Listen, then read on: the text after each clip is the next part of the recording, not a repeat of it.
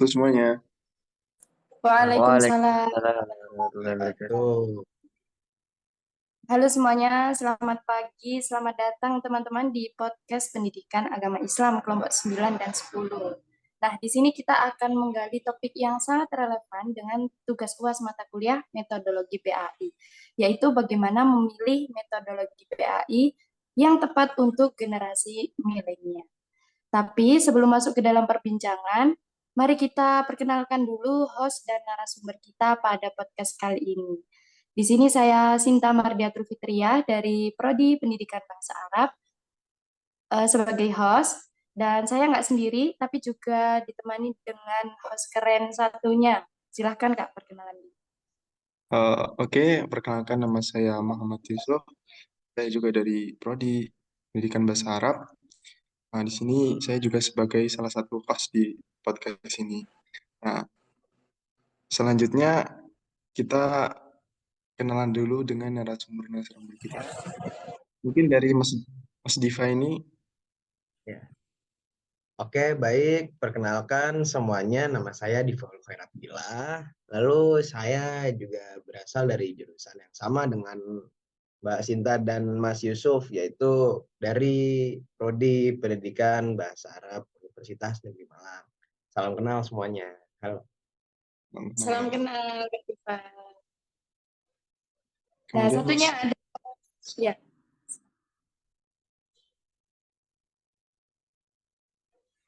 silakan Kak Halo, Lutfan.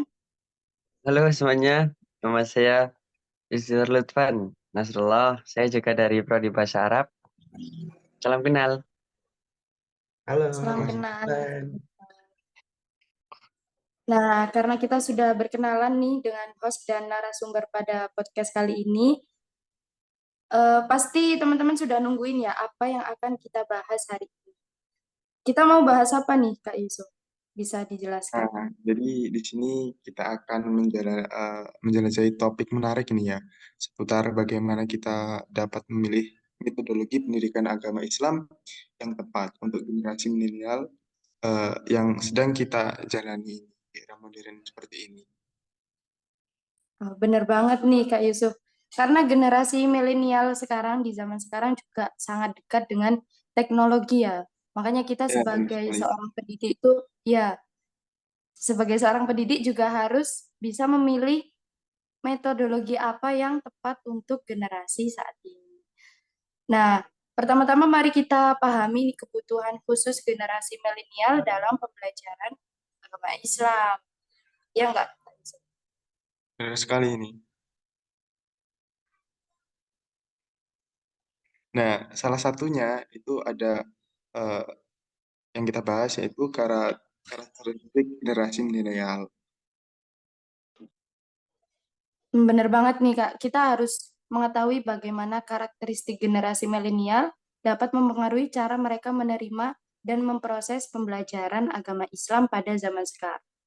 Dari narasumber kita nih, mungkin ada pendapat?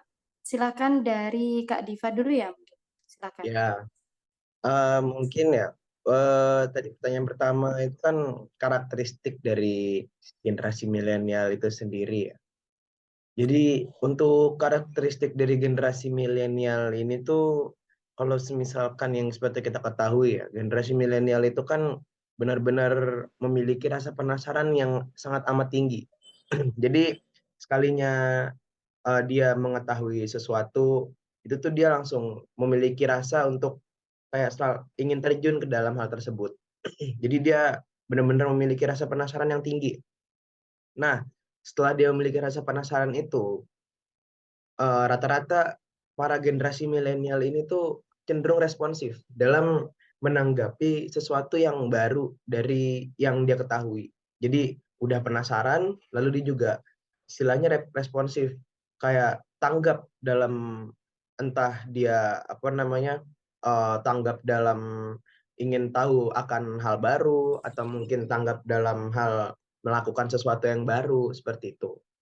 Jadi karakteristiknya itu seperti itu, responsif dan juga tanggap lah.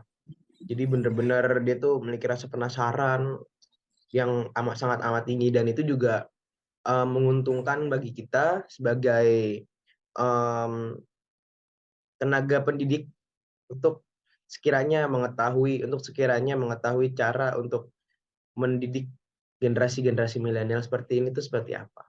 Seperti itu mungkin. Oke.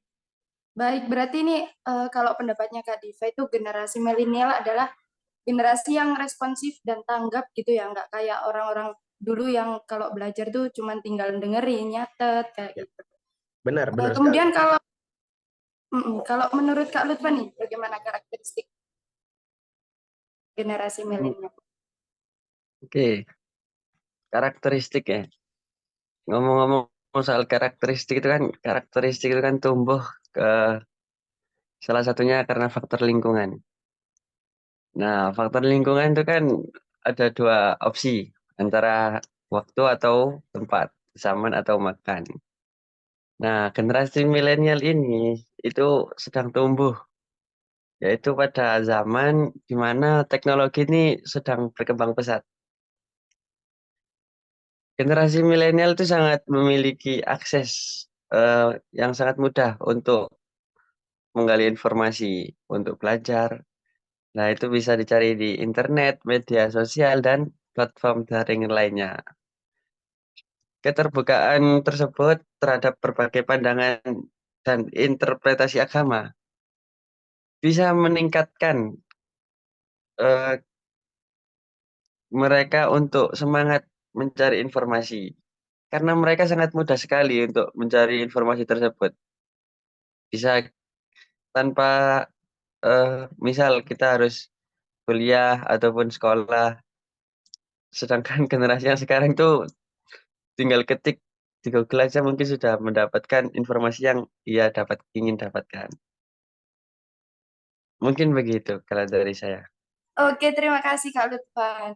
Jadi kalau bisa kita gabungkan ya pendapat antara Kak Diva dan Kak Lutfan ini, generasi milenial itu generasi yang responsif dan tanggap ya dengan situasi sekitar.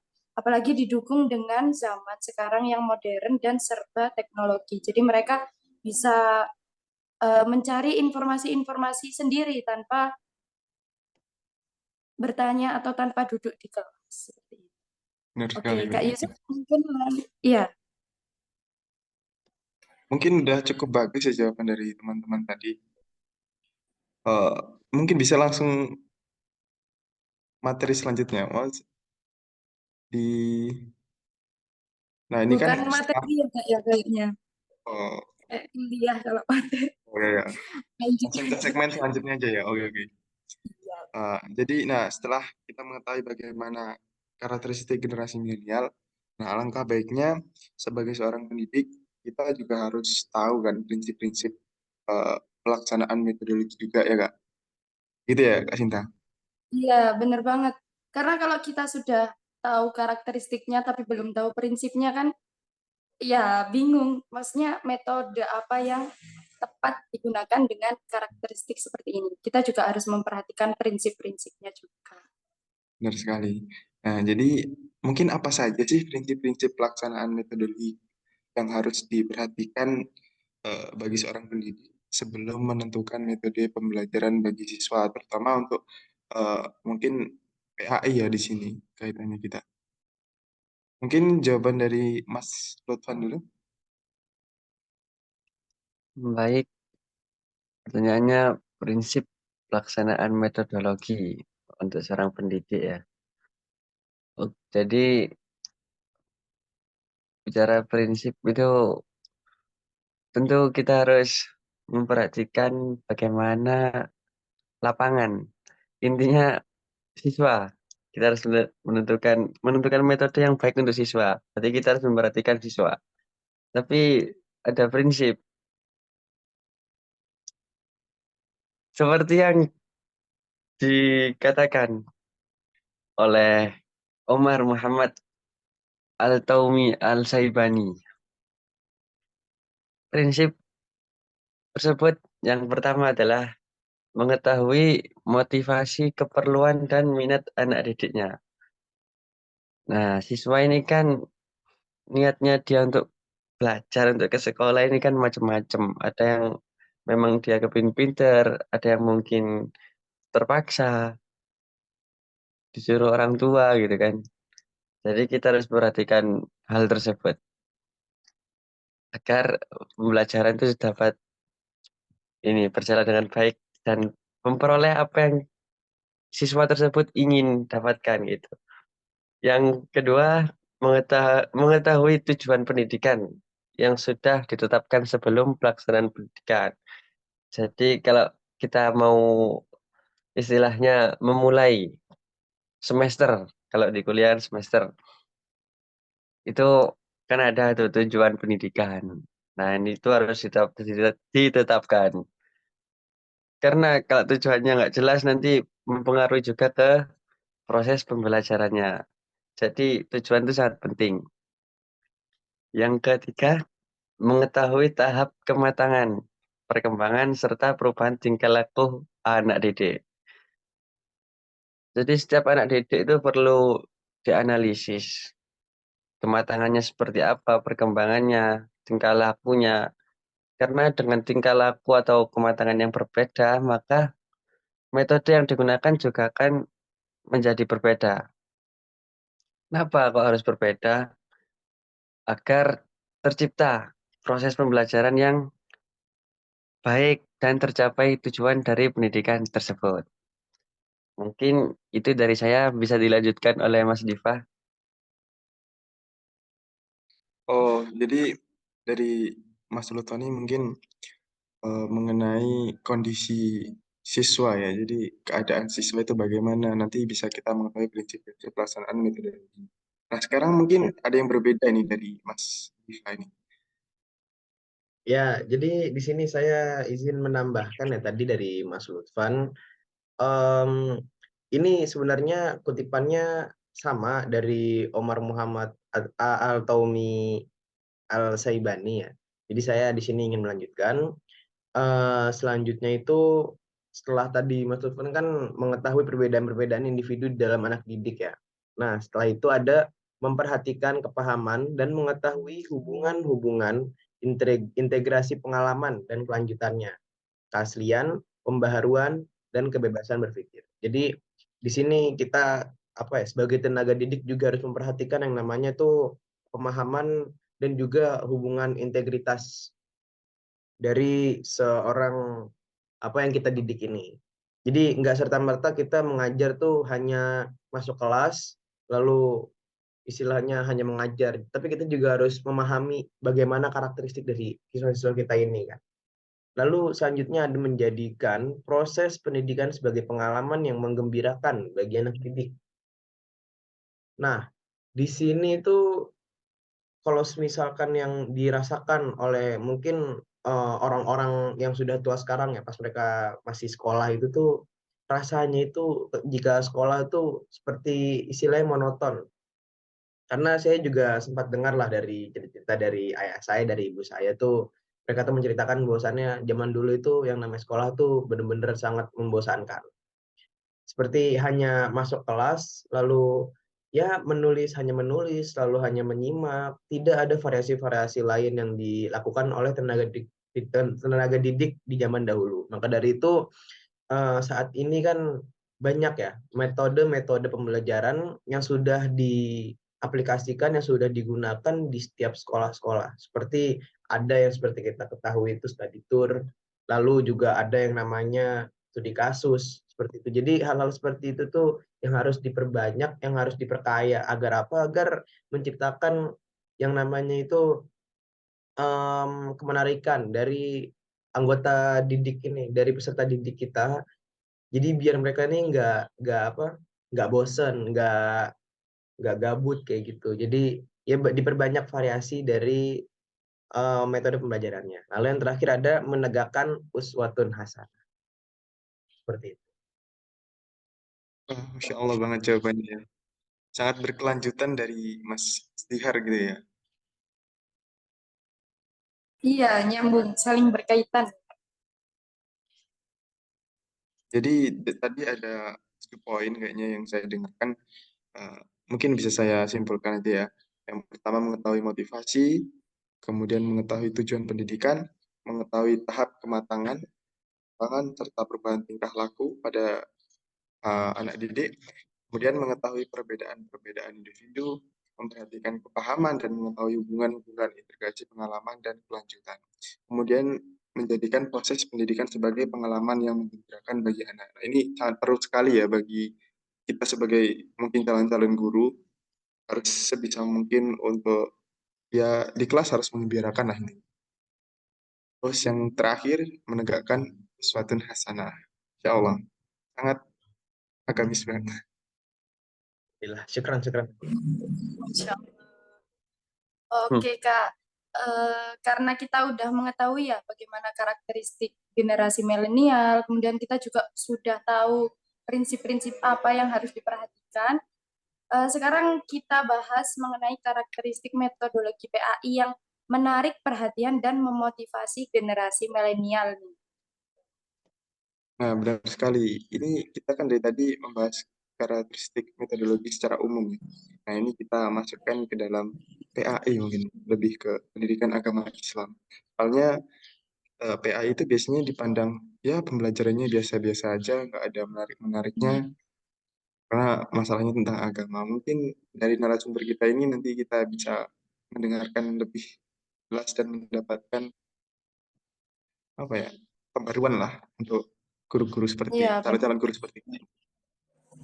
Iya, benar banget nih. Jadi, apa saja nih karakteristik metodologi PAI yang dapat membuat pembelajaran lebih menarik dan relevan bagi generasi milenial sekarang? Mungkin bisa dimulai dari Kak Dipa ya? Ya, baik.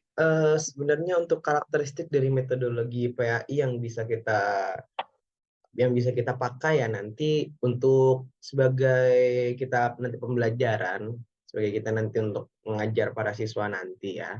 Itu tuh yang pertama itu kita harus yang namanya itu mengetahui dulu ini apa namanya kebutuhan dari murid-murid ini apa. Jadi seperti juga kan tadi kan dari awal juga kita kan bahasnya kan tentang generasi milenial. Nah, milenial yang tadi saya sebutkan juga itu kan dia ini orangnya yang tanggap dan juga istilahnya memiliki rasa ingin tahu yang tinggi kan. Maka dari itu kita harus menciptakan suasana pembelajaran pendidikan agama Islam ini yang interaktif. Interaktif ini dalam artian apa? Jadi kita nggak hanya jadi kita tidak menuntut siswa untuk mendapatkan ilmu hanya dari kita saja. Akan tetapi siswa juga bisa mencari ilmu kemanapun. Karena balik lagi, sekarang zamannya internet sudah istilahnya ya dimanapun ada internet lah. Terus juga kita mau mencari apapun di internet tuh ada semua. Dan juga kita um, membuka diri kita sebagai guru untuk apa? Untuk berdiskusi dengan anak-anak didik kita nanti. Jadi kayak keterbukaan dari seorang guru itu dapat meluluhkan hati para siswa. Karena siswa ini harus kita latih untuk berdiskusi agar apa? Agar dia yang pertama bisa mengutarakan pendapatnya, lalu yang kedua bisa menghargai pendapat dari orang lain, dan yang ketiga bisa menanggapi pendapat-pendapat dari orang lain. Jadi istilahnya hal-hal seperti itu yang harus kita tekankan ya. Karena uh, agar pembelajaran pendidikan agama Islam ini tuh tidak dipandang hanya untuk hanya untuk agama Islam saja apa segala macam kayak gitu-gitu. Jadi nggak hanya untuk mempelajari tentang agama Islamnya saja, tapi kita juga harus mempelajari kayak harus mengikuti zaman juga seperti itu. Ya mungkin seperti itu ya dari saya. Mungkin bisa dilanjut oleh Mas Lutfan. Oke, menarik sekali apa pendapat dari Mas Diva ini ya. Jadi, karakteristik pembelajarannya itu yang interaktif gitu ya, saling terbuka antara pendidik dan peserta didik. Kalau dari Kak Lutfa nih, gimana? Untuk menciptakan pembelajaran yang menarik ya, yang relevan. Kalau dari Mas Dipa tadi kan metodologinya yang interaktif, menggunakan teknologi terkini gitu. Kalau dari saya mungkin ini, dari segi pelajarannya, materinya, agar menarik ya kita angkatlah tema-tema yang bersifat kontemporer agar tema-tema kontemporer tersebut dapat lebih relevan bagi generasi milenial. Eh, Contohnya, misal nih, PAI dalam bidang fikih, misal kita membahas kehalalan uang kripto, gitu misal. Itu kan akan generasi milenial ini kan akan lebih tertarik. Karena apa ya? Karena mereka mengalami akan hal tersebut relevan dengan kehidupan sehari-hari mereka. Sehingga pelajaran yang didapat juga bisa diaplikasikan terhadap kehidupan sehari-hari mereka. Jadi langsung bisa diamalkan gitu. Gitu Mbak Sinta. Tema kontemporer. Temanya harus Oh, relevan. juga menarik nih. Jadi kalau digabungkan ya eh, karakteristik metodologi PAI yang tepat untuk generasi milenial ya harus menyesuaikan dengan kondisi sekarang, itu pengalaman-pengalaman kontemporer dan dipadukan dengan perkembangan teknologi pada zaman sekarang. Seperti itu ya. Bisa dilanjut, Yusuf? Sekali. Oke, selanjutnya mungkin eh, teknologi memiliki peran penting ya dalam kehidupan generasi milenial. Nah, bagaimana kita dapat memanfaatkan dalam pembelajaran agama Islam? Ya nggak, Mbak Sinta?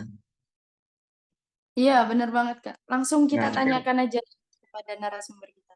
oke, oke. Nah, kan ini kan kita mengetahui bahwasanya pembelajaran agama Islam ini sangat sensitif ya, apalagi tentang agama. Apalagi kita sering cuman model lihat Google, terus cari materi eh, yang nggak ada referensinya secara pasti itu kan juga perlu untuk kita bahas untuk saat ini. Mungkin ini dari Mas Diva dulu mau menjawab. Oke, oke. Jadi untuk penggunaan teknologi ya dalam pembelajaran PAI ini tuh terutama ya untuk generasi milenial itu tuh untuk istilahnya memiliki banyak cara lah ya. Cara-caranya itu lumayan beragam. Dan di sini saya ingin menyebutkan itu yang pertama itu penggunaan dari aplikasi pembelajaran interaktif. Jadi aplikasi yang memungkinkan siswa berinteraksi itu tuh ya dengan menggunakan aplikasi pembelajaran interaktif itu. Jadi dengan adanya konten PAI seperti apa? Seperti game edukatif atau simulasi interaktif. Agar apa? Agar pembelajaran dari pendidikan agama Islam ini tuh memiliki keragaman. Agar memiliki hal-hal yang menarik. Karena kita juga memanfaatkan yang namanya teknologi yang sudah berkembang di masa-masa sekarang ini. Lalu yang kedua, kita menggunakan multimedia rich content.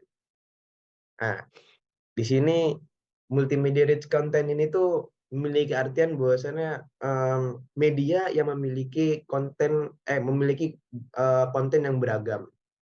Nah, penggunaan media seperti video, gambar, dan animasi dalam materi pembelajaran PAI itu juga bisa memperkaya pengalaman belajar dan membuatnya lebih menarik lagi. Dan membuatnya istilahnya dan membuat peserta didik itu tertarik dengan pembelajaran yang kita berikan. Seperti itu. Jadi intinya itu ya apa ya? Seperti yang kita ketahui kan juga teknologi udah berkembang, banyak juga ya bahan-bahan pembelajaran yang bisa kita dapat dari internet itu bisa kita gunakan untuk apa? Untuk menarik, untuk istilah itu mengajak para peserta didik kita nih untuk nggak hanya apa namanya nggak hanya di kelas aja, tapi kita juga bisa belajar melalui internet seperti itu. Oh ya, mungkin kayak aneh ya, Mas Diva, kayak eh, TikTok gitu ya, untuk TikTok Ya seperti bisa pakai konten TikTok dakwah, konten-konten ya. membaca Al-Quran gitu-gitu ya. Ya betul sekali Mas Yusuf. Mungkin dari Mas Lutman, Ya. Ya kurang lebih sama sih sama kayak Mas Diva. menggunakan eh, alat aplikasi-aplikasi pembelajaran yang ada gitu, yang e-learning kalau bahasanya itu. Atau bisa juga seperti yang kita lakukan sekarang ini, podcast. Jadi pembelajaran PAI bisa diambil dari podcast. Dari YouTube mungkin mungkin kita melihat YouTube Gus Baha gitu. Itu juga termasuk salah satu metode pembelajaran PAI menggunakan teknologi. Menggunakan sosmed juga bisa. Seperti kalau di Instagram kan sekarang juga juga sudah banyak ya. Kuis Nahwu gitu-gitu. Ada juga yang dari game. Simulasi virtual juga bisa. Kalau di PAI kan juga ada tareh ya, sejarah. Nah, simulasi virtual ini bisa digunakan untuk memberikan pengalaman mendalam terhadap tempat-tempat bersejarah. Seperti mungkin Wali Songo, ataupun misal yang ada di Arab gitu, Masjidil Aqsa kayak apa Ka'bah gitu. Bisa itu dicari di simulasi virtual. Begitu Mas Yusuf. Ah, baik, benar sekali nih ya. Jadi mungkin yang perlu kita lebih tekankan bagaimana caranya kita sebagai calon guru menerapkan teknologi itu seperti TikTok kita manfaatkan untuk di kelas, mungkin terus YouTube atau seperti gini podcast di nanti kan ini juga diupload di YouTube mungkin didengarkan di situ agar lebih menarik mungkin ya. Iya, benar banget Kak Yusuf. Ternyata ini ya perkembangan teknologi itu banyak sekali variasi-variasi untuk mengembangkan metodologi PAI ini. Nah, generasi milenial itu kan tadi juga sudah dijelaskan ya, suka responsif, terus suka kolaboratif dan bekerja sama. Nah, bagaimana nih kita dapat mengintegrasikan pendekatan kolaboratif dan berbasis proyek dalam pembelajaran PAI ini?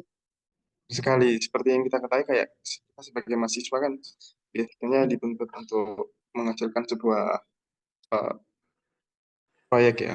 Kayak misalkan kita Ya, sebagai kasus, siswa kasus. ya seperti itu mungkin.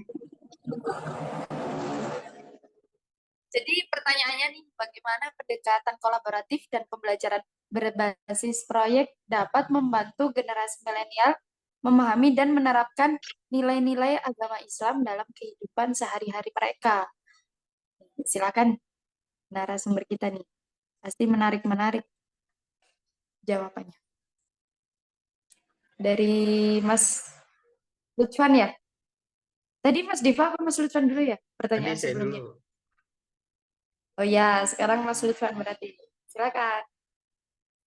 Oke, pembelajaran berbasis proyek gitu ya. Berbasis proyek. Ya, intinya contoh lah contoh seperti matkul akidah akhlak dalam kelas saya itu. Itu kan setiap hari kita sudah belajar bagaimana itu akidah, bagaimana akhlak yang baik.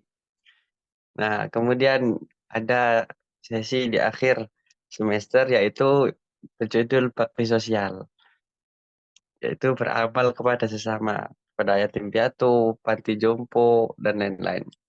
Nah, itu adalah suatu contoh ini, pembelajaran berbasis proyek atau penerapan nilai-nilai Islam dalam proyek. Jadi, praktik sosial tersebut akan bisa ini membantu para mahasiswa untuk memahami, untuk mengimplementasikan pelajaran yang telah mereka dapat di kelas, kemudian mereka implementasikan ke masyarakat atau ya diamalkan lah intinya.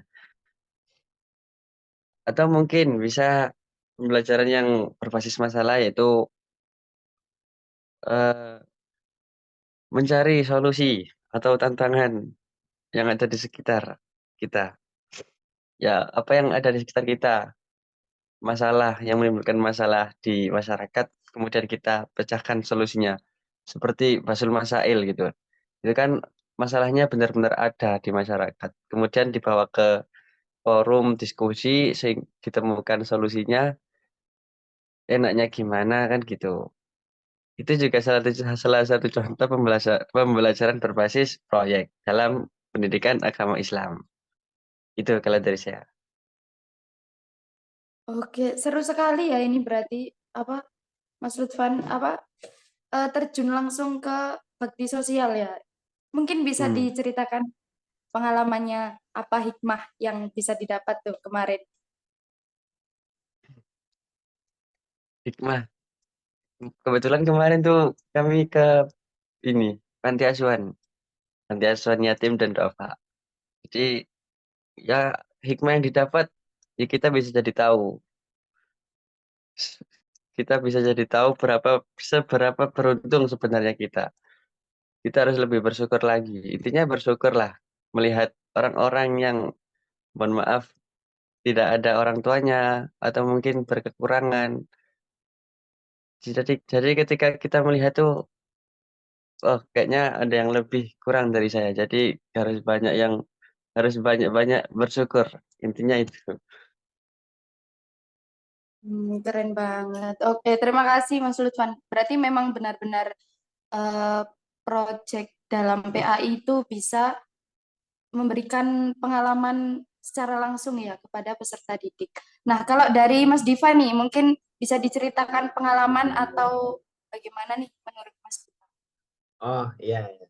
Jadi kalau menurut saya itu ya mungkin pengalaman saya ada lah ya. Cuman ya apa istilahnya tadi kan Mas Sultan udah menceritakan pengalamannya kan. Mungkin saya di sini ingin memberikan pendapat mengenai apa namanya kayak pendekatan kolaboratif ya, untuk apa pembelajaran agama Islam.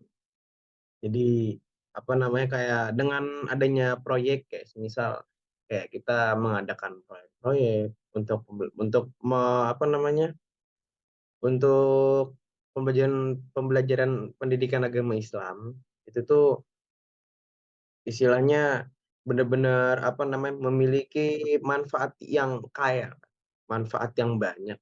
Seperti yang tadi Mas Lutfan katakan ya, itu bahwasannya apa namanya dengan dia bakti sosial itu tuh dia tuh jadi lebih merasa beruntung menjadi orang seperti yang sekarang ini karena masih banyak orang-orang di luar sana tuh yang memiliki kekurangan dan hal itu juga yang menjadi tujuan dari pendekatan-pendekatan proyek yang dilakukan dalam pendidikan agama Islam. Jadi agar peserta didik ini tidak hanya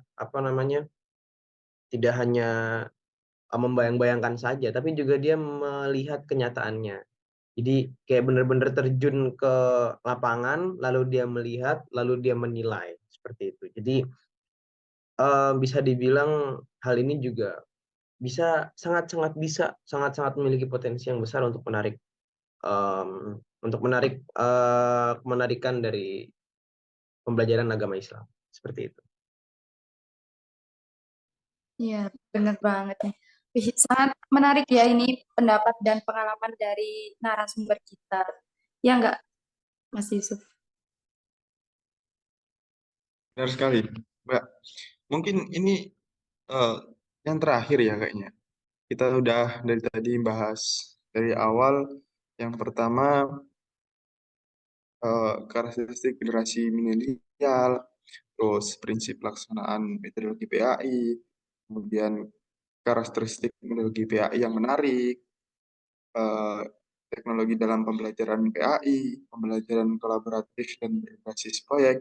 Nah, mungkin yang terakhir ini eh, cukup menarik juga, yaitu membangun koneksi dengan kehidupan sehari-hari. Nah, jadi pertanyaan mungkin bagaimana kita dapat memastikan bahwa ajaran agama Islam ini terkoneksi dengan kehidupan sehari-hari generasi milenial. Karena seperti yang kita ketahui bahwasanya banyak di kalangan mungkin orang-orang tua kita, jadi bahwasanya agama Islam ini ya kaitannya cuma dengan akhirat gitu, koneksinya, enggak sampai ke kehidupan sehari-hari kita dalam apalagi di generasi milenial ini. Mungkin dari jawaban dari Mas Dipa dulu ini ya kayaknya. Seperti tadi untuk pertanyaan dari Mas Yusuf itu bagaimana kita dapat memastikan bahwa ajaran agama Islam ini tuh terkoneksi dengan kehidupan sehari-hari. untuk generasi milenial ya. Mungkin untuk apa namanya cara kita memastikannya itu ya dengan cara kita apa melakukan pendekatan-pendekatan dalam pembelajaran itu yang berkaitan dengan kehidupan sehari-hari dari peserta-peserta didik. Seperti contoh, semisal kita apa namanya mengamati seperti kita sebagai guru kan mengamati kayak keadaan di kelas itu seperti apa. Lalu setelah kita mengetahui adanya suatu kesenjangan atau suatu keresahan dalam kelas, itu bisa kita angkat menjadi menjadi sebuah materi yang dimana kita bisa membawa keresahan tersebut itu kita tuangkan ke dalam apa namanya drama. Jadi kita mengarahkan para siswa untuk um, memainkan suatu peran gitu yang sesuai dengan keresahan kita. Seperti misal kayak kita pada saat ujian kita melihat peserta didik kita, murid-murid kita ini pada nyontek. Nah, setelah itu kita apa namanya mengangkat yang namanya itu jangan mencontek kayak gitu. Jadi kita membuat drama seperti itu. Nah, secara tidak langsung hal seperti itu kan bisa menyentuh hati dari para murid, ya kan. Mereka merasa bahwasannya ya yang namanya mencontek itu tidak baik dan nanti pada saat di drama itu juga akan dijelaskan juga dampak dari mencontek itu sendiri. Jadi dengan adanya kayak metode-metode drama seperti itu sangat bisa untuk yang namanya itu bisa memastikan bahwasannya ajaran agama Islam ini itu terkoneksi dalam kehidupan sehari-harinya. Masya Allah. Jadi salah satu metodenya dengan bermain peran ya tadi. Iya, betul.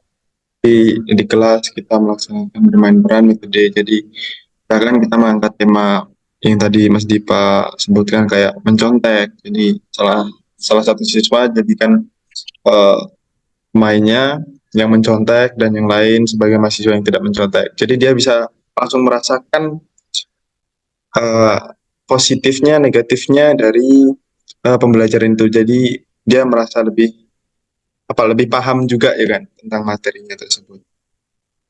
Dan dari Mas Istihar Lutfan ini yang terakhir ini kita dengarkan dengan seksama ya, sangat menarik banget ini San. Oke, sekaligus untuk menutup acara nih kata-katanya.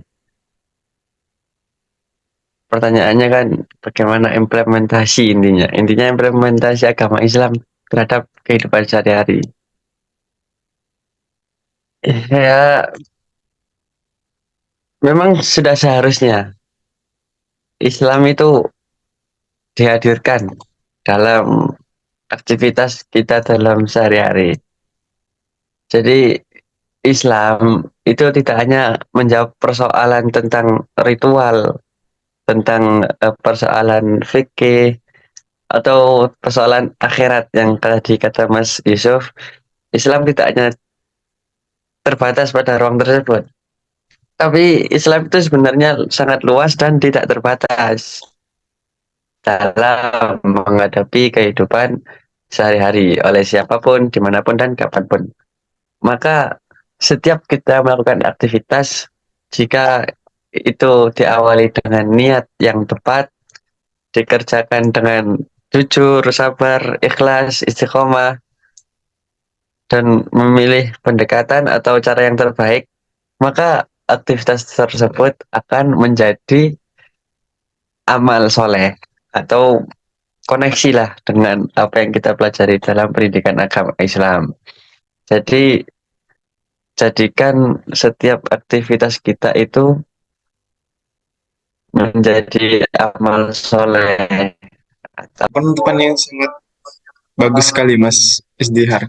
Jadi intinya semua kegiatan kita, apa yang kita lakukan di dunia ini, kita gantungkan dengan niat mencari ridha Allah Subhanahu wa taala gitu ya Mas. Betul sekali. Kayak kita sebagai siswa harus niatnya itu harus tertata dengan baik. Yang pertama tetap niat untuk belajar mendapatkan ridha Allah dan selanjutnya untuk menggapai cita-cita gitu.